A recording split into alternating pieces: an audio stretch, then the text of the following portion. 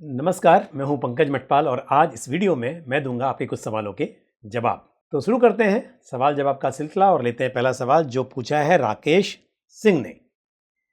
राकेश जी ने कुछ फंड्स में इन्वेस्टमेंट किया हुआ है। एसबीआई कॉन्ट्रा फंड में 1 लाख रुपए लमसम इन्वेस्ट किए हैं। SBI equal weight index fund Nifty equal weight index fund में 1 लाख किया है। क्वांट स्मॉल कैप फंड में एसआईपी है 5,000 रुपीज़ की।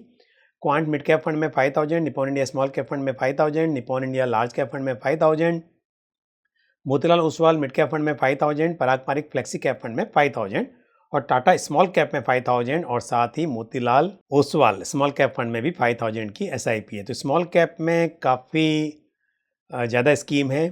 1, 2, 3, 4 स्कीम्स हैं आपके पास स्मॉल कैप की और 20,000 रुपया टोटल उन स्कीम में आप इन्वेस्ट कर रहे हैं। तो टोटल 40,000 की एसआईपी है जिसमें से 20,000 आपका इन्वेस्ट हो रहा है स्मॉल कैप में और लार्ज कैप में सिर्फ 5,000 रुपीज़ इन्वेस्ट हो रहा है। चलिए अगर पराग पारिक फ्लेक्सी कैप फंड को भी मान लें कि उसका लार्ज कैप में एलोकेशन है मेजरली तो ये 10,000 रुपीज़ हो गया और मिड कैप में 5,000।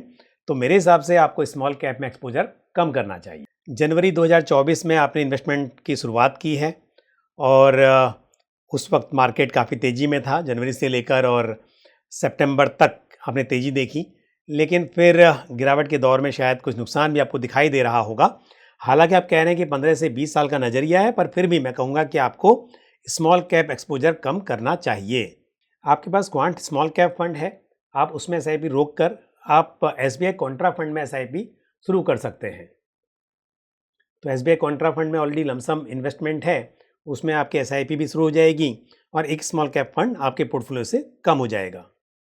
साथ ही Nippon India small cap fund में भी आप एसआईपी रोक सकते हैं और उसकी जगह पर आप पराग पारिक फ्लेक्सी कैप फंड में थोड़ा इन्वेस्टमेंट अमाउंट को बढ़ा सकते हैं। 5,000 रुपये कर रहे हैं तो जो 5,000 रुपये आपका क्वांट स्मॉल कैप फंड में बचेगा उसके एसआईपी रोकने के बाद उसे भी आप यहाँ पर ऐड कर सकते हैं। साथ ही आप एक लार्ज मिड कैप फंड भी अपने पोर्टफोलियो में ऐड कर सकते हैं। तो ICICI prudential large mid cap fund को पोर्टफोलियो में रखा जा सकता है।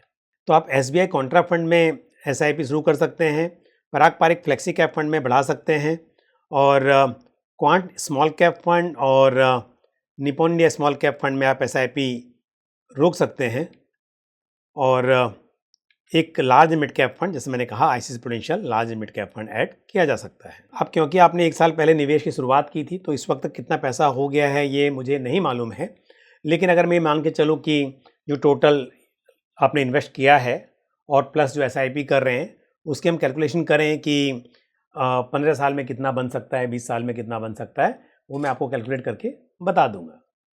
2 लाख रुपए जो लमसम किए हुए हैं आपने इन्वेस्टमेंट और 40,000 की एसआईपी आप कर रहे हैं, यदि 12% के CAGR पर कैलकुलेट करते हैं तो 15 साल में करीब 2 करोड़ रुपए इकट्ठा हो सकते हैं। और यदि 20 साल की बात करें तो वहीं 20 साल में आप करीब 4 करोड़ रुपए की उम्मीद रख सकते हैं। 3 करोड़ 87 लाख रुपीज़ निकल कर आ रहा है कैलकुलेशन में, तो 4 करोड़ मानकर चलिए कि लगभग कर सकते हैं। मैं आपको एक राय ज़रूर दूंगा क्योंकि समय के साथ पैसे की वैल्यू काफ़ी कम हो जाती है इन्फ्लेशन की वजह से। तो यदि आप 10% से स्टेप अप कर सकें और करना चाहिए आपको, तो आप देखेंगे 10% से अगर स्टेप अप कर लें तो 20 साल में आपके 7 करोड़ 65 लाख रुपए 7 करोड़ 65 लाख रुपए बन सकते हैं। और 15 ईयर्स की भी अगर बात करें तो 15 ईयर्स में करीब 3 करोड़ 42 लाख रुपीज़ इकट्ठा हो सकते हैं। तो इसके लिए आप स्टेप अप जरूर करें, एसआईपी जो कर रहे हैं उसमें आप, और फिर समय समय पर आप टॉपअप भी करते रहें ताकि आप एक बड़ी पूंजी इकट्ठा कर पाएँ। All the best to you. अगला सवाल जो मैं ले रहा हूँ पूछा मनीष साहू ने। मनीष जी आपने कहा है कि आपकी एज है 42 ईयर्स की और 20 ईयर्स का आपका इन्वेस्टमेंट होराइजन है। पराग पारिक फ्लेक्सी कैप फंड में 3,500, Motilal Oswal mid cap fund में 2,000, बंधन स्मॉल कैप फंड में 1,500 और SBI long term equity fund में 3,000 रुपीज़ आप इन्वेस्ट कर रहे हैं, यानी एसआईपी कर रहे हैं। और शॉर्ट टर्म गोल्स के लिए आपके पास में 2 फंड्स हैं। Parag Parikh conservative hybrid fund 3,000 की एसआईपी है और White Oak multi asset fund में 3,000 की एसआईपी है।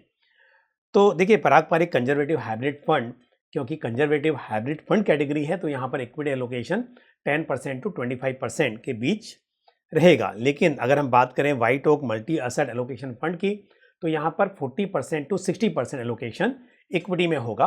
तो शॉर्ट टर्म से आपका क्या मतलब है वो समझना जरूरी है, क्योंकि अगर किसी फंड में 40% टू 60% एलोकेशन इक्विटी का है तो यहाँ पर वॉलेटिलिटी एक्सपेक्टेड है।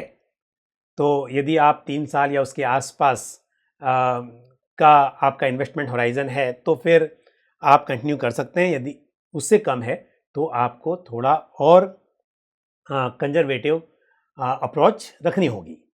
10,000 रुपये की SIP जो आप कर रहे हैं लॉन्ग टर्म के लिए, उसकी अगर बात करें तो 20 साल की आपने बात की है। 20 साल में 12% के CAGR से करीब 92 लाख रुपये इकट्ठा हो सकते हैं। तो यहाँ पर आपको स्टेप अप करना होगा और इन्वेस्टमेंट बढ़ाना होगा, क्योंकि 20 साल के बाद में जो 92 लाख रुपीज़ इकट्ठा हो रहे हैं उसकी वैल्यू यदि मैं 6% इन्फ्लेशन से भी कैलकुलेट करूं तो आप देखेंगे कि वो लगभग निकल कर आती है आज के लगभग 29 लाख के आसपास। तो यानी कि 20 साल के बाद में आपके पास जो 92 लाख रुपये इकट्ठा होंगे उसकी वैल्यू आज के 29 लाख के आसपास होगी। तो इसलिए आपको स्टेप अप जरूर करना चाहिए। अगर 10% से स्टेप अप करते हैं तो वहीं 20 साल में आप करीब 1,86 लाख की उम्मीद रख सकते हैं। तो स्टेप अप तो कीजिए, प्लस समय के साथ में जितना हो सके इन्वेस्टमेंट को बढ़ाते रहिए, गोल सेट कीजिए, और ताकि आपको मालूम चलेगा कि गोल के कितने नज़दीक हैं आप। यानी 20 साल की आपने बात की है, लेकिन आपका क्या गोल है? मेरे हिसाब से 20 साल की बात कर रहे हैं तो शायद रिटायरमेंट की आप बात कर रहे होंगे। तो रिटायरमेंट के लिए कितने पैसे की ज़रूरत पड़ेगी आपको, आपके आज के खर्चे के हिसाब से, इन्फ्लेशन के हिसाब से कितना अमाउंट आपको इकट्ठा करना है। तो अगर ये आपको पता होगा, क्योंकि हमने देखा यहाँ पर कि स्टेप अप कर रहे हैं तो भी 2 करोड़ से भी कम की राशि इकट्ठा हो पा रही है 20 साल में, जिसकी वैल्यू हमने यहाँ पर कैलकुलेट की। अगर हम अगर 1,86 लाख की बात करें तो वो करीब आज के 58 लाख के आसपास होगी। स्टेप अप के बाद जब आप कर रहे हैं तब जाके बन पा रहा है 1,86 लाख। तो इसके लिए अगर आपने सोचा कि 20 साल में आपके पास 5 करोड़ होने चाहिए, 10 करोड़ होने चाहिए, तो उस हिसाब से आपको मालूम चलेगा कितना कम पड़ रहा है, कितना आपको बढ़ाना चाहिए। तो गोल भी तय होना चाहिए। लेकिन जो आप इन्वेस्टमेंट कर रहे हैं उसमें एक बात तो मैं ज़रूर कहूँगा कि आपको स्टेप अप करना चाहिए। बढ़ते हैं आगे और लेते हैं अगला सवाल जो पूछा आदित्य ने। आदित्य जी, आपका सवाल बड़ा इंटरेस्टिंग है। आप कह रहे हैं कि आजकल पारंपरिक फ्लेक्सी कैप फंड का PE 20 के नीचे है, शार्प रेशियो 1 है, जबकि HDFC फ्लेक्सी कैप फंड का PE 27 है और शार्प रेशियो 0.99 है।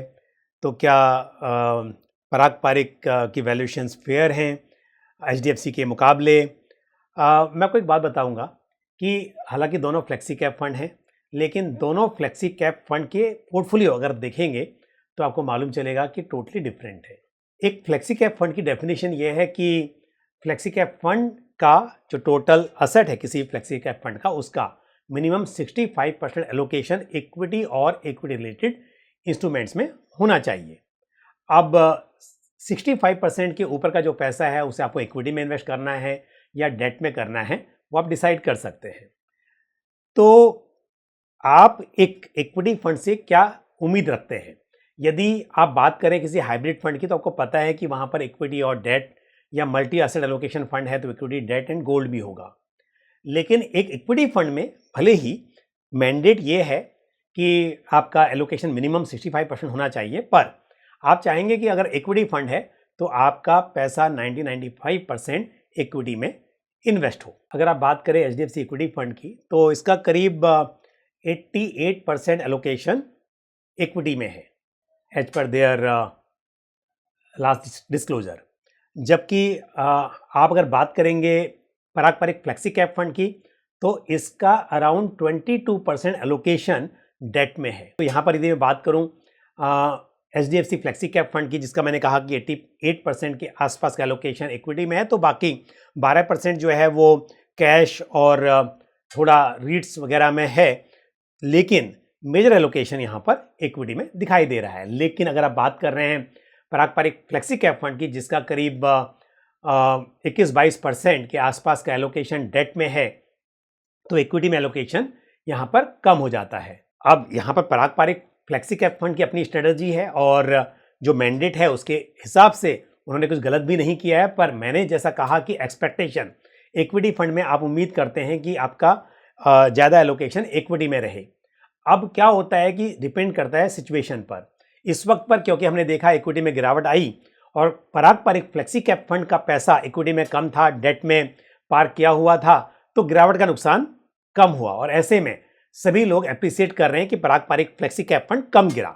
पर आप सोचिए अगर यदि इसका विपरीत हो जाता, इसके अपोजिट हो जाता कि आप ये सोचकर बैठे हुए थे कि अब मार्केट की वैल्यूएशन एक्सपेंसिव हैं और आपने डेट में एलोकेशन बढ़ा दिया, लेकिन मार्केट में रैली आ गई, जैसा हमने कोविड के टाइम पर देखा था कि बहुत सारे फंड मैनेजर्स मार्केट को लेकर बहुत पॉजिटिव नहीं थे, लेकिन हमने वहां पर रैली देखी और जो लोग कैश में बैठे हुए थे उन्होंने रैली मिस कर दी।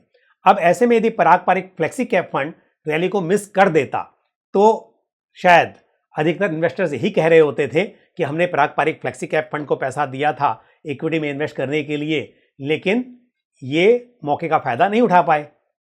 तो ये कई बार क्या होता है कि डिपेंड करता है सिचुएशन के ऊपर, आप क्या कॉल लेते हैं, फंड मैनेजर क्या कॉल लेते हैं और वो सही साबित हो पाती है या नहीं हो पाती है। ये आपने क्रिकेट में भी देखा होगा, कई बार कैप्टन कोई स्ट्रेटेजी बनाता है और वो चल जाती है तो सब बोलते हैं कि स्ट्रेटेजी बहुत अच्छी बनाई थी, पर वो नहीं चली तो सभी लोग कैप्टन को ब्लेम करते हैं कि ऐसा नहीं करना चाहिए था। तो कहने का मतलब यह है कि जो आप वैल्यूएशन देख रहे हैं यहाँ पर, तो वैल्यूएशन देखते समय आपको देखना चाहिए कि आपके पोर्टफोलियो में एलोकेशन क्या है और क्या आप उस एलोकेशन के साथ कंफर्टेबल हैं। यदि आप लॉन्ग टर्म इन्वेस्टर हैं और आपने ऑलरेडी अपने पोर्टफोलियो में डेट और इक्विटी का एलोकेशन अपने हिसाब से तय किया हुआ है और ऐसे में एक इक्विटी फंड भी डेट में एलोकेशन बहुत बढ़ा देता है, तो आपके पोर्टफोलियो का जो एक आइडियल एलोकेशन आप लेकर चल रहे थे वो कहीं ना कहीं थोड़ा बदल जाता है। तो इसके लिए आपको देखना होगा कि फ्लेक्सी कैप फंड में, अगर आप फ्लेक्सी कैप फंड की बात कर रहे हैं तो आपके एलोकेशन के हिसाब से HDFC फ्लेक्सी कैप फंड आपके लिए ज़्यादा सुटेबल है या फिर पारंपरिक फ्लेक्सी कैप फंड आपके लिए सुटेबल रहेगा। दोनों फंड्स अच्छे हैं लेकिन दोनों की स्ट्रेटेजी अलग हैं। अब आपने देखा होगा कि हमने जैसे ही देखा थोड़ी सी मार्केट में तेजी दिखाई दी तो पारंपरिक फ्लेक्सी कैप फंड कम बढ़ा जबकि HDFC फ्लेक्सी कैप फंड का NAV ज़्यादा बढ़ा। तो ऑब्वियसली यदि आपका इक्विटी में इन्वेस्टमेंट ज़्यादा है तो तेजी हो या गिरावट हो आपको उसका असर ज़्यादा देखने को मिलेगा। और एक बात और भी है कि अगर हम पारंपरिक फ्लेक्सी कैप फंड की बात करें तो पारंपरिक फंड हाउस, पारंपरिक म्यूचुअल फंड या fund house value approach follow करता है, तो उनके किसी भी फंड में आपको अधिकतर मतलब वैल्यू अप्रोच देखने को मिलेगी। तो ये भी बात है कि आपको अपने पोर्टफोलियो में क्या ज़रूरत है, ग्रोथ स्टाइल की या वैल्यू स्टाइल की। तो आखिर में ये कहूँगा कि मेरे हिसाब से दोनों ही फंड्स अच्छे हैं। आप अपने पोर्टफोलियो में अपने इन्वेस्टमेंट होराइजन और साथ ही आपको किस तरह की ज़रूरत है, ग्रोथ या वैल्यू, उसके हिसाब से आप ये तय कर सकते हैं। अगला सवाल जो मैं ले रहा हूँ ये पूछा है मिस्टर S हांसे ने और आपने कहा है कि मेरे वीडियो से आपको काफ़ी लर्निंग मिलती है, सो मुझे बहुत खुशी हुई है जानकर। और 2023 से आप म्यूचुअल फंड्स में इन्वेस्ट कर रहे हैं। आपके पास Aditya Birla Sun Life Nifty 50 equal weight index fund है जिसमें 3000 रुपीज़ की SIP चल रही है। UTI Nifty next 50 index fund में 3000, Motilal Oswal mid cap fund में 3000 और टाटा स्मॉल कैप फंड में 3000 रुपीज़ की SIP कर रहे हैं। नहीं, लार्ज कैप में आप 6000 रुपीज़ की SIP कर रहे हैं और मिड कैप और स्मॉल कैप में 3000 ईच। तो अच्छा एलोकेशन है, स्कीम्स भी अच्छी हैं, आप बिल्कुल इन स्कीम्स के साथ आगे बढ़ सकते हैं। 20 से 25 साल का आपका इन्वेस्टमेंट होराइजन है और 10% से आप स्टेप अप भी करेंगे। 5 करोड़ का आपका फाइनेंशियल गोल है, आप जानना चाहते हैं कि क्या अचीव कर पाएंगे या नहीं कर पाएंगे। आपने मुझे ये नहीं बताया कि अभी तक कितना अमाउंट इकट्ठा हो गया है, क्योंकि 23 से आप इन्वेस्ट कर रहे हैं तो अच्छा खासा पैसा आपने इकट्ठा कर लिया होगा। अब क्योंकि इन्फॉर्मेशन का अभाव है, इन्फॉर्मेशन पूरी नहीं है, मैं मान के चलता हूँ कि जब से आपने इन्वेस्टमेंट करना शुरू किया था वहाँ से लेकर 25 साल में कितना पैसा इकट्ठा हो जाएगा ये जाने बिना कि ऑलरेडी कितना इकट्ठा हो चुका है। लेकिन आपने जैसा कहा कि 10% से स्टेप अप भी करेंगे, तो जो ये SIP चल रही है क्या इसमें आपने स्टेप अप किया है? ये 23,000 में अगर ये अमाउंट आपने 12,000 रुपये का शुरू किया था तो क्या उसमें स्टेप अप चल रहा है तब से 10%?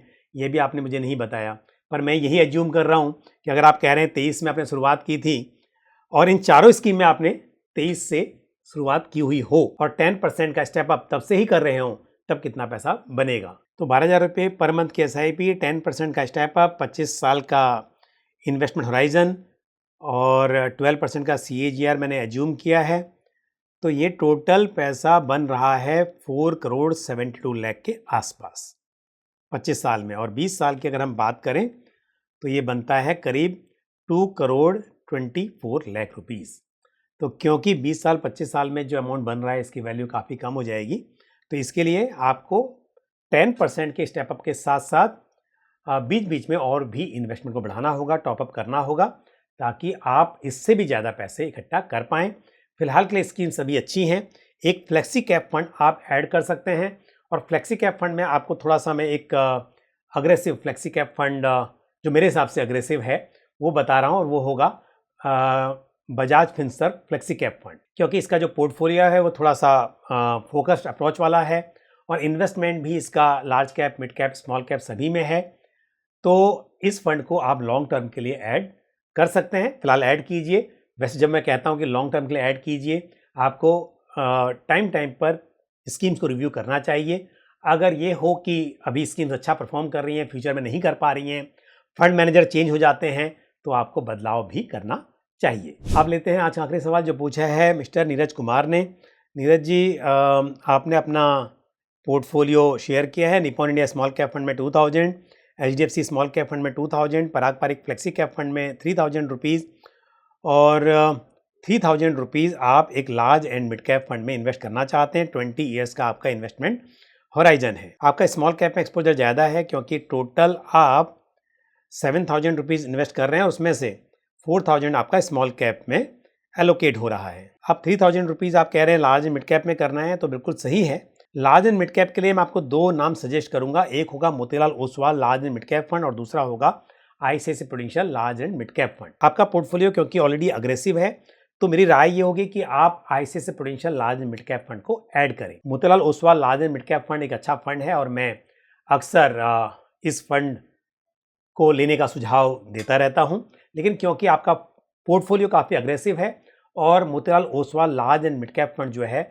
उसका पोर्टफोलियो कंजर्वेटिव है, फोकस अप्रोच इस फंड की रहती है, और जहां पर पोर्टफोलियो अप्रोच फोकस रहे वहां पर थोड़ा सा रिस्क ज़्यादा रह सकता है।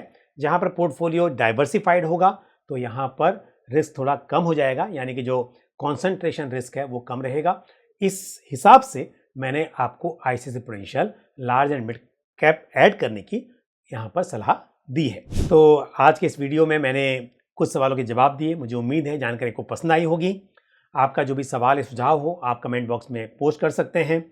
आज के लिए बस इतना ही। मुझे दीजिए इजाज़त। अगले वीडियो में फिर किसी इंपॉर्टेंट टॉपिक के साथ या आपके सवालों के जवाब के साथ आपसे मुलाकात होगी। Thank you. जय हिंद। म्यूचुअल फंड निवेश बाजार जोखिमों के अधीन है। योजना से संबंधित सभी दस्तावेजों को ध्यान से पढ़ें।